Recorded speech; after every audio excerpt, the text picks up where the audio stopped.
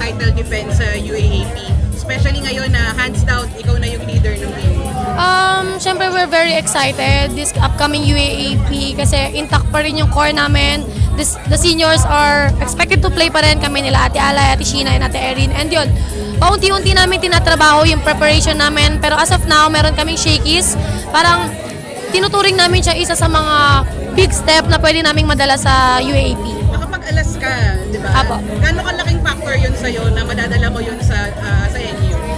Malaking experience siya for me as a player na pwede kong may share sa teammates ko, yung mga experience na natutunan ko kasama yung mga ibang ates ko na nakapaglaro, lalo na sila Ate Gia, sila Ate Sisi, na marami na talagang experience sa paglalaro ng volleyball. So marami ako natutunan sa kanila, and na-share ko naman sa teammates ko yon na like what it's like to play talaga internationally na competitive, ganon, yan.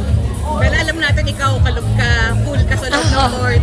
Pero ngayon, iba na yung tingin sa'yo kasi bakit ka na talaga eh. Na-accept mo na ba yun na yun nga medyo iba na yung tingin sa'yo pagpasok? Opo, na-accept ko na rin naman since parang isa na nga ako sa mga senior sa team ko, and yung mga kasama ko is mga bata pa. So, parang sabi ko, I need to accept my role na talaga para pag nag-exit kami sa NU, marami silang pwedeng makuha from us and makaiwan kami ng legacy sa team namin. Okay na ba? Handa na ba for shakies? Kasi yun yung sunod. Opo, tomorrow we have a game po against FEU, and I think prepared naman na yung team namin na makalaban ulit yung FEU after ilang months.